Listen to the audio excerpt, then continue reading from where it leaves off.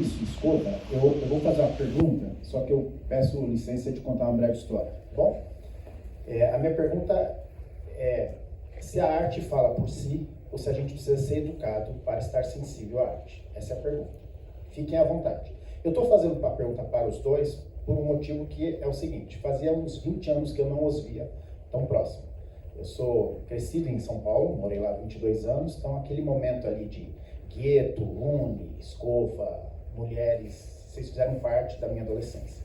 De lá para cá eu dei uma passeada pro Brasil e seja diretamente nos lugares que eu fui, ou por motivos outros, talvez existenciais, eu acho as relações, a internet, o desafio de criar filhos, eu tenho dois, é um exercício diário de esquiva da violência. Só que eu não vou desenhar nada aqui, nenhuma tese e tal. Por causa disso, e por causa de um SESC, eu sou muito fã desse SESC, já morei em São Carlos, São Paulo, eu conheço acho que umas 10 unidades, é como se fossem ilhas de saúde mental. Então, seja uma conversa como a de hoje, ou a programação do SESC de maneira geral, e outras coisas. Mas por que eu faço essa pergunta? Recentemente eu estava num orquidário, eu tenho um filho de 9 anos, que ele ficou incomodado tanto que eu ficava olhando para a orquídea. E aparentemente elas podem parecer iguais, por motivos que não cabem aqui, eu fui estudar um pouco de orquídea, mas assim, o que me interessa é a beleza. Eu não sou botânico, não estou a fim de entender como é que elas crescem, se é para pôr no sol ou não.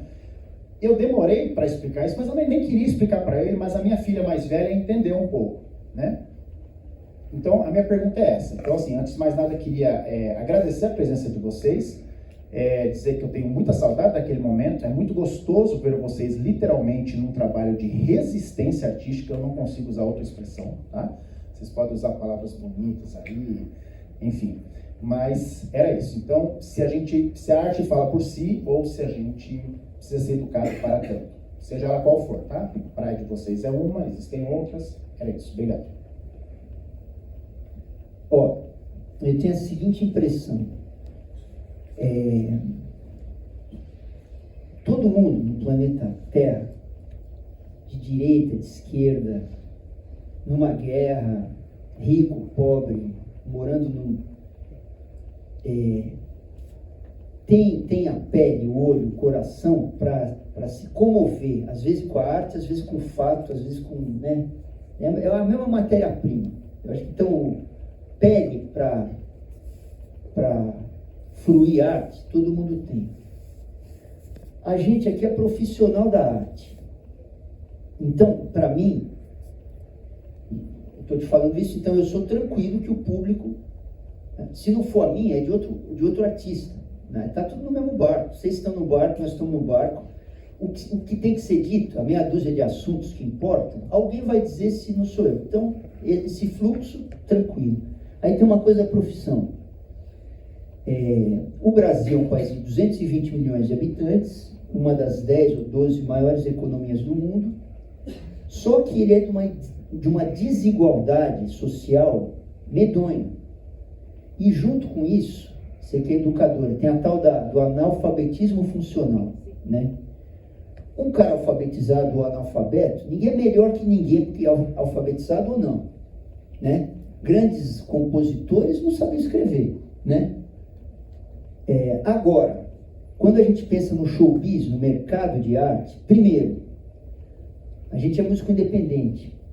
Então eu faço 20 shows por ano, o ano tem 365 dias. Se o país socialmente tivesse um giro de dinheiro, se todo mundo ganhasse dinheiro, se a classe média fosse enorme, se as pessoas tivessem a dignidade de ter um emprego, renda, tal, talvez eu fizesse 100 shows por ano, de bilheteria, não precisava de lei de incentivo, né? Isso uma coisa. Então, distribuição de renda. A outra coisa, que tem a ver com analfabetismo funcional, um livro como o meu. Primeiro que ele é caro. Caro assim, não seria caro se fosse um país de classe média e renda distribuída. Ele é barato, ele custa, sei lá, $7, $8, né? Mas você tendo alguém que é alfabetizado, que consegue destrinchar um texto, pegar um texto, né, um parágrafo, entrar nele, viajar dentro dos versos, Isso é uma ferramenta racional, que você precisa da educação para isso, né? Então eu podia falar falência da educação, mas eu acho que não tem uma falência da educação, tem um descaso para o governo brasileiro. Parece que o governo tem ódio, não importa quem é o governante, mas parece que o Estado brasileiro nunca se importou, nunca entendeu muito, que as pessoas precisam ter acesso à educação. Falando da minha profissão, assim, pessoas educadas votariam diferente, começa por aí, mas pessoas educadas, alguém que está muito alfabetizado e que tem renda, certamente vai viabilizar um mercado de músicos, de galerias de arte, de editoras de livros, de cinema, produção de cinema, né? Então, resumindo a minha tese aqui, não sei se ela é muito matusquela, o fluxo de arte está solto, né? Sempre vai ter um artista comunicando aqueles poucos assuntos da arte com alguém, mas o mercado, a profissão, o ofício, o business de arte no Brasil me dá um desgosto, porque um disco de ouro aqui era 100 mil cópias, né? A gente tem 220 milhões de habitantes. Se a renda fosse distribuída, um disco de ouro seria 10 milhões, né? E nunca vendeu 10 milhões de alguém aqui. Então, eu acho que a realidade dura de ser artista no Brasil é que a conta não fecha, mas o fluxo de arte fecha, né? A conta fecha para 100 artistas, mas o Brasil tem muitos artistas, cada vez mais, gente muito talentosa, gente muito diferente, de todos os gêneros artísticos, né? Então é isso.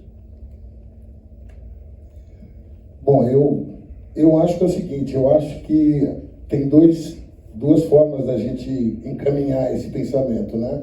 Uma é o seguinte, hoje a cultura é pulverizada também por conta do acesso à informação, né? Jogado na nossa cara 700 e mil coisas ao mesmo tempo.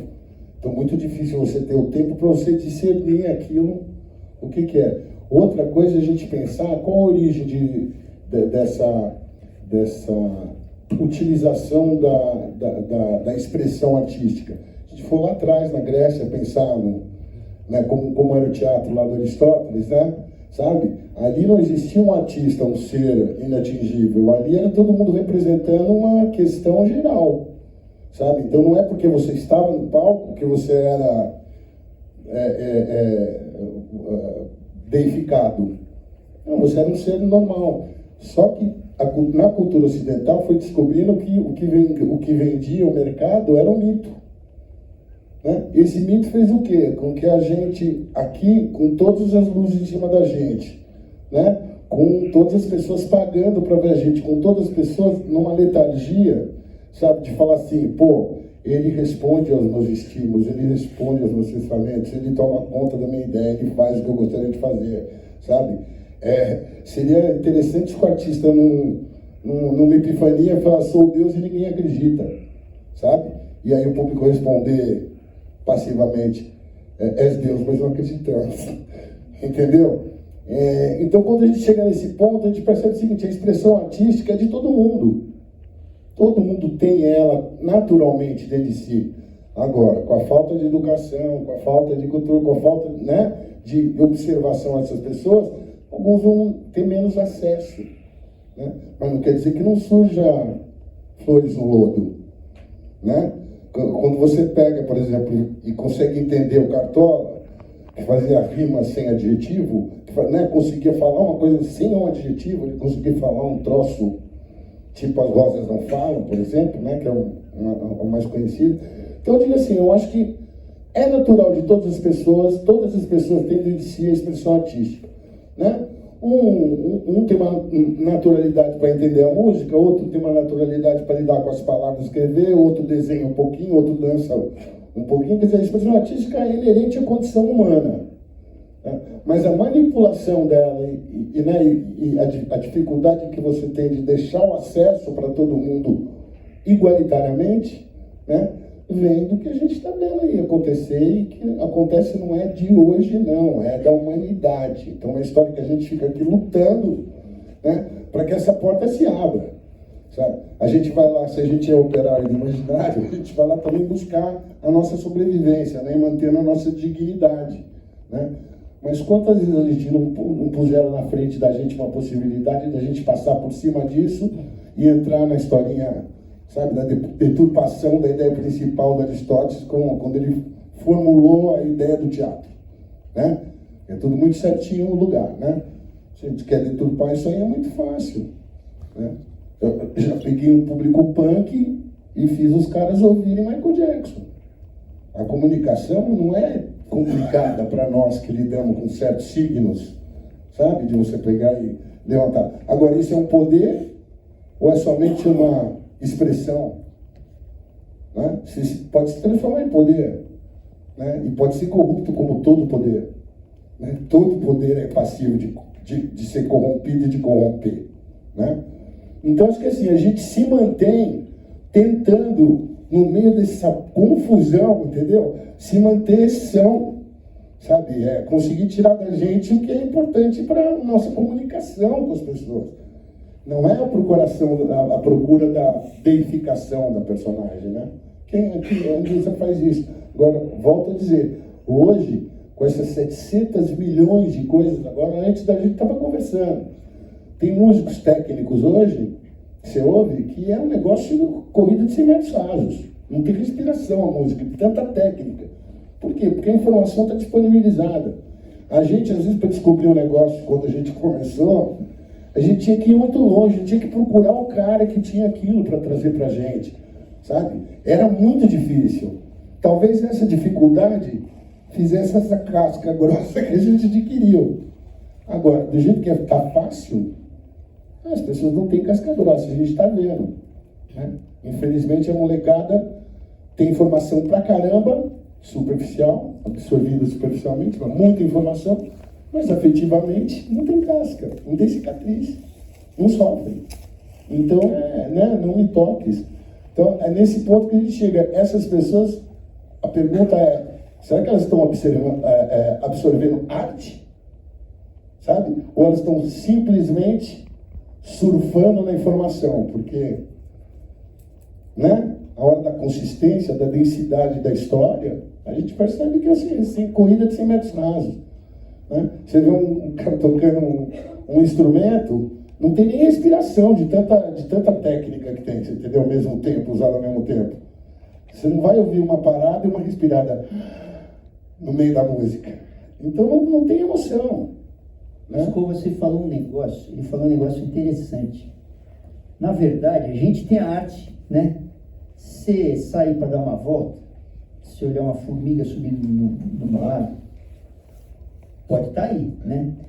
Então, pirando na mandioca do que você falou, que é muito correto, a gente tem a expressão, a gente tem, quase que eu diria que o artista, ele é uma poluição, né? Decorrente dos humanos não acreditarem que todos têm a arte. Aí precisa um cara designado para exercer aquele troço. É isso. Ou profissionalmente, ou deificado, como o senhor falou. É engraçado, né? Pensar que um artista é uma poluição da falta de crença que a arte está em todo mundo. Está dentro de todo mundo. Dentro de todo mundo, em todo lugar. Em todo lugar.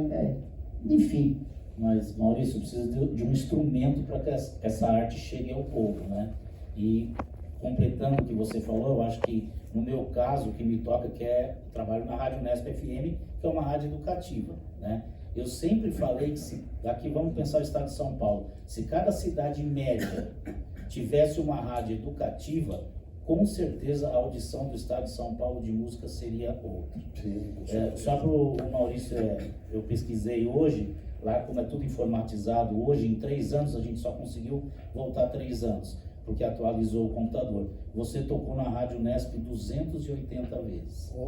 Enquanto isso, se você pensar em 3 anos, você pode até ficar decepcionado, porque vai dar uma a cada 4 dias, 3 dias e meio. Só que tem que lembrar que a Rádio Unesp, ela toca em média 120 músicas por dia, de um rol de intérpretes que deve passar de 5.000, se você jogar blues, jazz, MPB, orquestra, samba, etc, todo gênero, chorinho e tal. Então, é muito. Então, você e outros artistas independentes como o Escova precisariam de mais canais, né, para chegar. E eu tenho certeza que chegando, você só vai ter uma resposta. O que eu falo dos gêneros que eu trabalho, que é jazz, rock e blues, que é falar assim, eu gosto ou não gosto. O duro é a pessoa nem conhecer. Então tem gente que não conhece o Maurício. E vamos dar a oportunidade de ouvir. Daí ele só vai falar assim pra gente, não gostei, vou ficar com o que eu ouço, ou gostei e vou acompanhar. É isso, é simples, só falta oferecer. E te garanto que oferecendo, tudo vai aumentar. Mas ó, tem um negócio, por exemplo, vê como é que funciona por cima o troço, né? Várias vezes eu tive contato com diretores de gravadora, isso, vamos dizer assim, anos 70, 80, né? Que eles falavam, não, bicho, isso aí você não vai fazer essa música porque o público não vai entender. O público não vai entender. Então já começa ele tratando patriarcalmente o povo como burro. E o povo não é burro. O povo, talvez, nós como músicos, a gente vai pegar um disco ou uma coisa assim e a gente vai olhar a ficha técnica. Ó, quem tá tocando isso aqui, tá não sei o quê. Uma pessoa comum não vai ficar olhando a ficha técnica, a música vai pegar ou não. Mas como você falou, tem que deixar disponível para que a pessoa escute. Nos anos 70, como o Maurício falou, história da rádio, Jorge Ben tocava na rádio. Já Tim Maia tocava na rádio. A gente foi criado ouvindo essa mistura toda, como você falou, música italiana, sabe? Maurício fez um show lá de música italiana, me chamou porque ele falou, eu sou preto italiano, não fui criado numa família italiana, sabe? Então, pô, do quarto do lado era Domenico Modugno, sabe? Giuliano Cinquetti. Agora, pô, eu sou preto. É difícil as pessoas entenderem isso. Mas eu sou paulistano. Não é tão difícil assim quando você pensa que é paulistano, né? Então, é o acesso. Eu tive um acesso que minha velha tocava piano embaixo, música clássica, os românticos, estava 6 horas por dia, todo dia, sabe? Enquanto isso, no quarto do lado, estava meu irmão ouvindo Giuliano Cinquetti, Domenico Sérgio Endrigo e ópera. E eu no quarto trancado ouvindo o quê? Hendrix, sabe? Beatles, Rolling Stones, sabe? Agora, esse melting pot, essa mistura, esse caldeirão, nós brasileiros, como ele falou, se tivesse espalhado tudo isso, imagina como a gente ia potencializar o que a gente já tem de mistura, né? Por que a nossa música? Eu tenho uma teoria. Nossa música, ela é consumida pelas pessoas, ela tem uma facilidade de comunicação, porque a música popular no mundo que tem a menor divisão rítmica é nossa, sabe? E isso, não vou entrar no detalhe técnico, porque na maioria das pessoas pode não entender, mas nossa música é em 2x2, tudo pra gente, é a menor divisão, então a gente pode pegar essa história aí, esse negócio, e pensar, enquanto os caras estão tocando 4 acordes, 4 tempos, a gente tocou 2 vezes já, sabe? E se o africano toca em 6, a gente faz virar 4 e toca de 2 vezes. Se o austríaco está tocando em 3, sabe? A gente pega esse 3 e divide, vira 6 e divide em 2. Então sempre pulsando, sabe? Essa é a facilidade. Agora, vamos pôr tudo isso aí. Você falou da música e tal, não sei o quê, é a gente falar do livro, sabe? O acesso do livro. Inclusive, tem livro lá, vocês não vão esquecer de, né? Quem não tem, vai lá e compra, pelo amor de Deus. Né? Porque também, o papo aqui é por ele. O papo aqui é por ele. Depois você passa aquela porcentagem dele. Aqui é igual filme do Kurosawa, pode levar 6 horas a conversa. Maravilhoso. Não, a gente está muito tempo sem se encontrar, e a gente falou hoje que a gente precisava de sentar para conversar, inclusive também com o Tonho, né? E a gente está dando uma chance da gente fazer o que a gente faz no PF. Nossa história sempre é um PF. Um PF sentar, comer um pratinho e ficar falando, igual a gente está falando aqui. Falando de boca cheia. Isso, exatamente. Melhor sotaque, Então, não. Eu falei do livro, mas para audição também tem o disco. né? Então vocês não esqueçam de passar lá e pegar o livro e pegar o disco. A forma da canção, como ele falou, tá aqui, tá escrito. Vamos ver como é diferente ler o Trovô em vez de ouvir o Trovô, né? Sem a música, só ler. Interessante, é uma boa experiência, né? Tem mais uma pergunta?